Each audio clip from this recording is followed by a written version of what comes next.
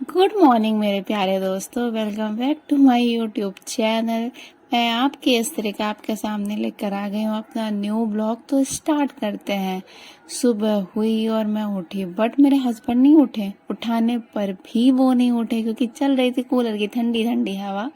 मैं उठी, नहाई धोई, रेडी हुई और बाहर निकली। और बाहर निकली तो मैंने देखा, वाह, मेरी मम्मी जी ने तो सब्जियां कट कर रखी है, कुछ और कुछ कट कर रही हैं।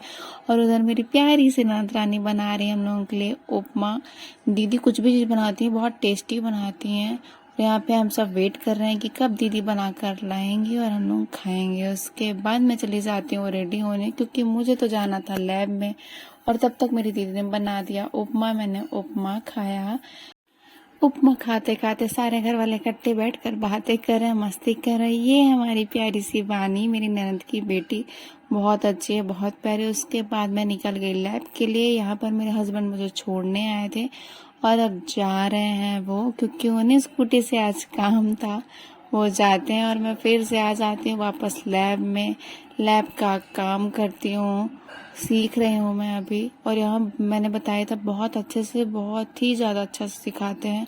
मैंने वो सब सीखा और आ गई मेरे घर आने की बारी। तो मैंने अपनी स्कूटी उठाई, जो कि मेरे हस्बैंड छोड़ के चले गए थे स्कूटी मेरे लिए। मैं उसके बाद स्कूटी से अपने घर आई।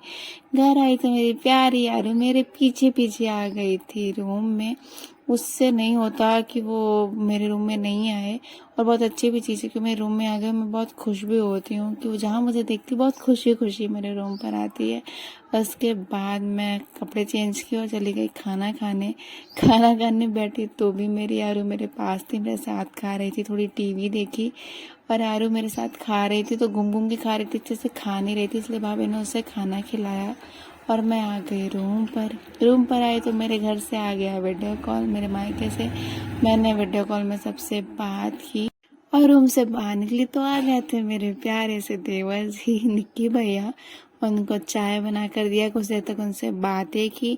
और फिर शाम हो गई थी, पूजा का टाइम हो गया था। तो शाम की पूजा हमारे यहाँ हमारी बच्ची हमारी अम्मी ही करती है, तो उसने की शाम की पूजा।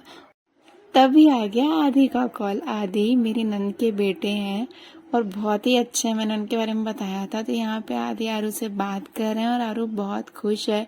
और इधर मेरे हस्बैंड बना रहे हैं हम सब लोगों के लिए मैगी, और हम घर की औरतें देख रहे हैं टीवी। मैगी बनती है और सब लेकर आते हैं। एक चीज़ है, मैंने पहले भी बताया, अगर मैगी बनी है या फिर कुछ भी मेरे हस्बैंड ने बनाया तो परोसेंगे भी वो, और मेरे को बराबर बराबर बांटते हैं। आपको बचपन याद ही होगा, हम लोग बराबर बराबर बांट के खाते थे।